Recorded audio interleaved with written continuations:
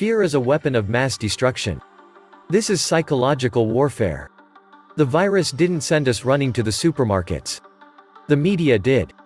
The biggest virus on this planet is the media, and it's a killer. And just like that, the media and the government that owns them. Those who control all sporting events, concerts, jobs, colleges, medical facilities, whether or not you can leave your house, and have depleted resources such as toilet paper and food. That controls all travel. Has developed viruses to scare the public. They now control you and everything about your life. See how easy it was. Mass panic, hysteria. Complete control of literally the world, over a virus. One that survival rates are extremely high. All freedom has been limited overnight. This is already martial law. See how easy that was. Surely it will become a real crime to point out the bankers and what they have done to the world when martial law is declared. Whole states and cities commanding their citizens to quarantine and home over some virus, sounds a lot like martial law to me. And if it happens nationwide, then definitely we have martial law in place. Well, the supposed numbers are up to 10,000 new cases. We have 88 deaths today. This is going to blow up badly in a week with martial law across the country. Give it less than 30 days, and they come for the guns. Crime will explode and riots everywhere if you live in a big liberal city. You're in serious trouble of living throughout this. Restriction of movement will only be temporary, just like our first income tax was temporary to pay down the costs of the Civil War. America is entering permanent martial law. It really does seem that way, does it not? The world you knew is over, and no, it wasn't because of a virus. I wonder if they had a pre-written COVID-19 act, similar to the Patriot Act, to permanently remove our rights. And now that the Fed has endless and unlimited QE to purchase treasuries and a multi-trillion-dollar bailout for their bankster friends. Get back to work, slaves. You are expendable. Welcome back to the Atlantis Report. Please take some time to subscribe to my backup channels. I do upload videos there too. You'll find the links in the description box. You will also find a PayPal link if you want to make a donation. Thank you. For a few days now, Americans have seen surreal scenes play out in their backyards. Entire cities on lockdown. The Navy and National Guard deployed, flights canceled, borders tightened. Most people have never seen anything like this in their entire life. Ordering non-essential businesses to close their doors. Shuttering schools. Leaving many families to wonder how they are going to make ends meet. Tonight, 1 out of 3 Americans is under government orders to stay at home. And at least 17 states have ordered non-essential businesses to close. In some states, large gatherings are altogether banned. But how far can the government go in taking away our civil liberties? And could we see here in the United States more extreme restrictions like those in China and parts of Europe? In times like these, even our civil liberties, the bedrock of our Constitution, can be restricted. As we potentially enter uncharted legal waters are being tested. What is really important in times such as this, and that's the real test. When China was first hit with the new coronavirus back in December, its totalitarian government responded with regional crackdowns. We watched as populated cities went dark, and saw the consequences when people disobeyed orders. At the time, it felt like their policies could never be implemented here. China is a communist country, America is a democracy. China's quarantine measures seem to have worked. For now, the reported number of domestic cases is down to nearly 0. But now that the US is facing a daily surge of new cases, governments are imposing rules that are changing the day-to-day lives of Americans. So what are the laws during a pandemic? The states have broad powers to quarantine and ban large gatherings, and President Trump can completely close the US border. But his power to quarantine has limits. And when he declared a national emergency under the Stafford Act, it just gives him the power to redirect federal funds and resources. President Donald Trump declared a national state of emergency on Friday as the coronavirus continues to spread in the United States. The pandemic is affecting millions, and the National Guard is assisting with basic necessities in some states. That's exactly what the government wants you to believe. It's all lies and propaganda designed to control people who can't think for themselves, and instead listen to the idiot talking heads on TV. We saw Europe close its borders, major cities are completely shutting down. Something that hasn't happened since World War II. In some countries, people have been fined just for being outside. In Australia, there is an outright ban on international travel. That means, no Australian is allowed to travel overseas. Some other countries are increasingly using technology to keep close tabs on their citizens' movements. In South Korea, officials use surveillance and credit card data to track down those infected. In Italy and Israel, governments are following potential patients using their cell data. The government has quickly turned to health as being its wedge issues in order to carry out what would otherwise be a political agenda. But in the US, we might see pushback against too many restrictions on civil liberties. And it could be up to individuals and the courts to keep the government in check. It's not unpatriotic to hold our government accountable. Let's get one thing straight. In terms of capacity to kill you, COVID-19 is an extraordinarily weak virus. The fatality rates being thrown around are all over the place: 8% for Italy, 3.4% from WHO, 2% from the early days for China. But there is a good reason to believe all of these are nonsensical. They're accurate for what they represent, which is the ratio between recorded instances of infection and fatalities where infection was present, but they are absolutely not the fatality rate of the COVID-19 infection.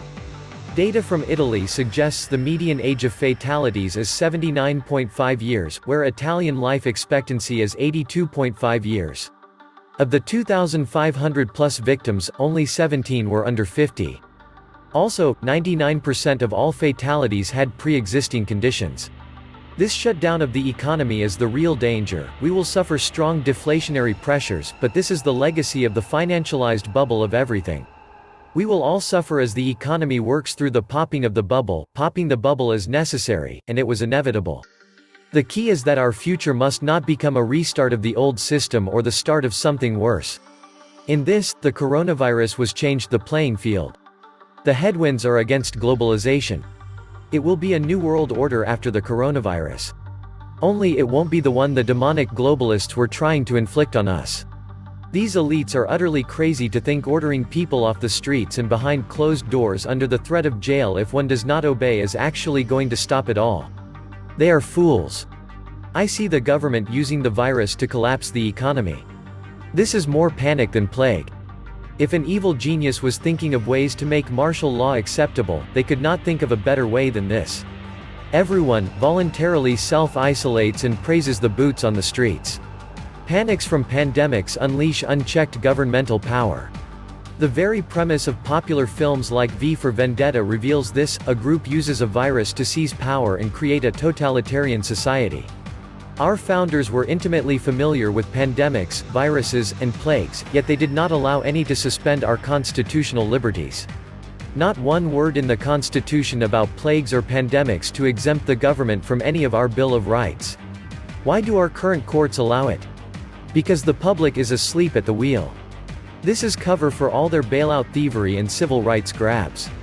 Detention without hearing, outlawing encrypted email, communication, whatever else I missed. I am sure there is a lot.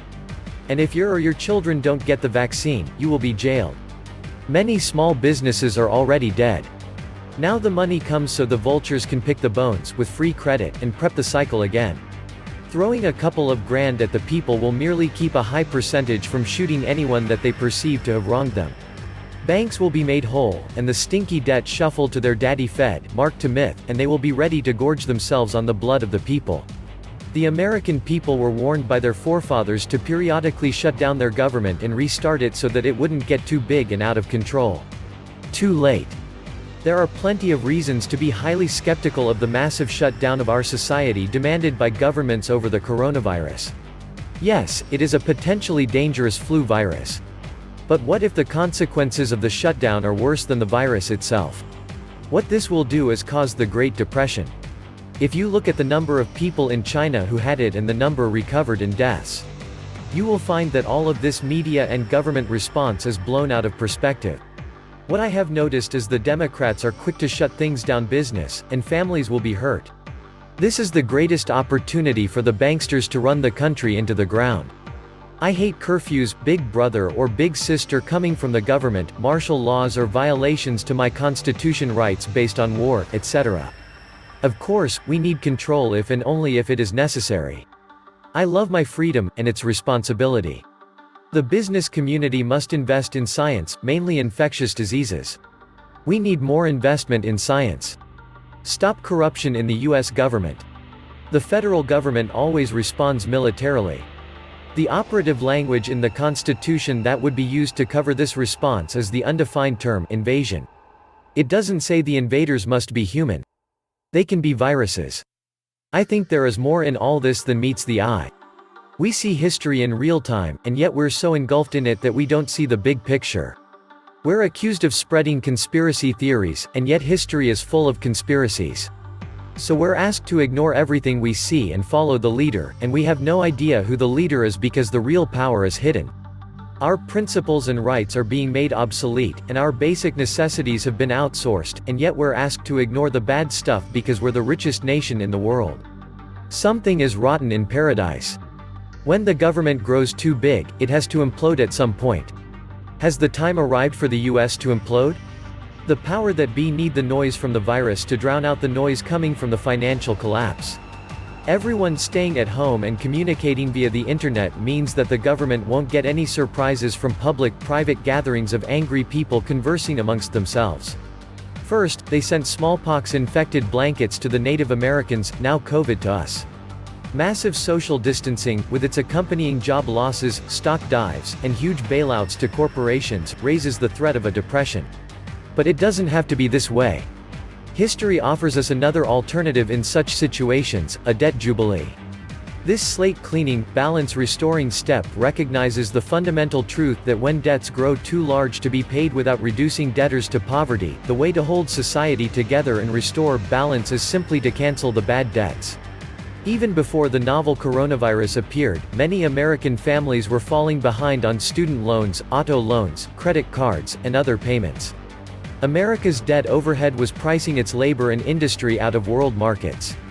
A debt crisis was inevitable eventually, but COVID-19 has made it worse. A debt jubilee is the only way to avoid a depression. China is already a mixed mess. India is soon to be a disaster. Much of Europe is shuddering. Why place Americans at undue risk, when the whole of the earth is facing economic difficulties? Whether you agree with it or not doesn't matter. Things in the economy are just not going to go well for a while. It's not a matter of opinion or views. There's simply nothing we can do about it. America is entering into soft communism. People will be used as slaves to repay the debts from the old system. Have you ever seen such idiocy in all your life as is on full display today with our politicians? They are busy jockeying for position to cram their pet projects into economic bailouts, without support for funding, while the entire country collapses economically. Even the Lehman collapse in 2008 looks mild compared to this. Supply chains broken, small businesses are going broke, executive orders coming from governors now requiring people to stay home and wait indefinitely. By the time the dust settles, the financial damage will be beyond measure. I really believe the only reason why they are doing this now is that no statistics are available to measure the collapse in sales, tax receipts, economic activity. Goldman projects at minimum a 24% collapse in GDP. But I really doubt these politicians even grasp what this does to any recovery. Thinking there will be a quick snap-back recovery is delusional. Nothing like this has ever happened before, and yet they think getting funding now to businesses is going to solve the problem they have created. Sorry. Permanent damage has been done. Not only to our economy but the world, since we buy so much from them, travel to its locations, spend travel money there and circulate freely. Not anymore. I think the economic collapse happening in real time is unprecedented and will surpass that in many ways of the 1929 crash. This is all man-made through inception with bad policy choices and bad advice from idiot academics and our medical experts like the WHO and CDC. What the WHO and the CDC have orchestrated is beyond belief. The World Health Organization and CDC have chosen to destroy the economy rather than expand hospital capacity. I am sorry, but no one in their right mind would have done this. They have put out these stay-at-home scenarios to justify destroying the economy under the claim there will not be enough hospital beds to help people. China built makeshift hospitals to handle the patient overflow in days. This virus is the perfect chance to prostitute the financial system, as broken as it is. This gives companies an unprecedented